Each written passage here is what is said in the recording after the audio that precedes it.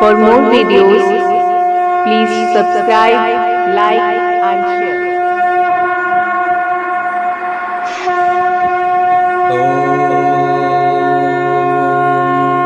दुर्गे नमः। नवरात्रि का दूसरा दिन अर्थात ब्रह्मचारिणी का दिन। देवी ब्रह्मचारिणी। दूसरे नवरात्रि में जैसा कि कहा जा चुका है, नवदुर्गा का विग्रह है ब्रह्मचारिणी और अनुग्रह है महालक्ष्मी। अतः महालक्ष्मी की महिमा स्वयं सिद्ध हो जाती है। श्री दुर्गा सप्तशती के 5वें अध्याय के 56वें श्लोक में कहा भी गया है, या देवी सर्वभूतेषु लक्ष्मी रूपेण संस्थिता नमस्तस्यै नमस्तस्यै नमस्तस्यै नमो नमः।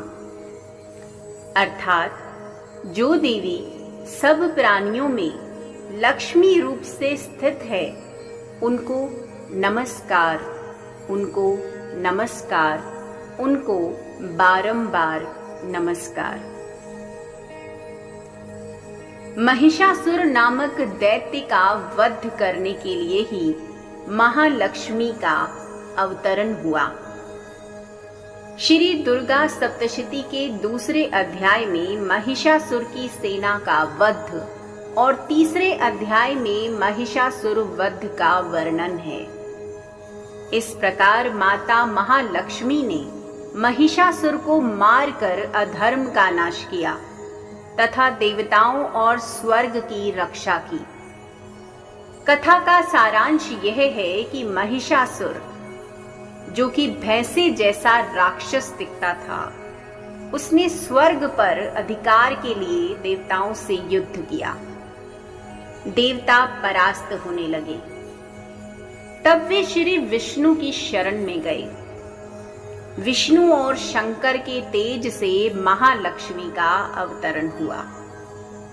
महालक्ष्मी ने महिषासुर का वध कर दिया। वर्तमान में इसका अर्थ यह है कि जब नारी शक्ति के रूप में महालक्ष्मी ने देवताओं की रक्षा की, तो हमें अपने घर में बेटियों, बहुओं, बहनों और माताओं को आदर देना चाहिए। भक्ति के भाल पर तेजस्विता का तिलक है नवरात्र। सनातन हिंदू धर्म में आराधना की अपनी पद्धति और साधना की अपनी शैली है। मातृशक्ति की स्तुति की आकृति है नवदुर्गा और प्रस्तुति की पेड़ी है नवरात्र। दूसरा नवरात्र इस संदर्भ में देवी की शक्ति और भक्तों की भक्ति की रवानी को रेखांकित करता है। देवी द्वारा दुष्टों के दलन की कहानी को भी चिन्हित करता है। दूसरा नवरात्र दरअसल देवी नवदुर्गा के विग्रह रूप को ब्रह्मचारिणी मूर्त में अभिव्यक्त करता है, जबकि अनुग्रह स्वरूप को महालक्ष्मी की महिमा में बतलाता है। नवदुर्गा की मातृशक्ति के रूप में व्यक्ति के पीछे भावना यह है, मां संतान के प्रति स्नेहल तो होती ही है, सरल और सदा सुलभ भी होती है। परिवार के उदाहरण से इसको आसानी से समझा जा सकता है। पिता और माता जिसके दो महत्वपूर्ण ध्रुव होते हैं। परिवार में प्रायः पिता की पोथी में अनुशासन के अध्याय होते हैं, जबकि माता की किताब में स्नेह की स्याही से अंकित आत्मीयता के अक्षर होते हैं। तात्पर्य यह है कि मां संतान की पुकार सुनकर तुरंत पसीज जाती है। इसीलिए मातृशक्ति के रूप में जब देवी की भक्ति और आराधना की जाती है, तो मां होने के कारण देवी तुरंत पसीज कर रक्षा करने चली आती है, क्योंकि मां का कार्य ही संतान का पालन और रक्षा करना है।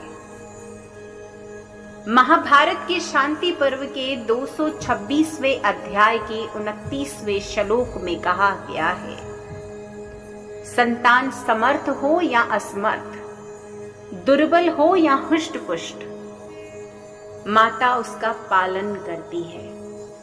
माता के सिवाय कोई दूसरा विधि पूर्वक संतान का पालन नहीं कर सकता।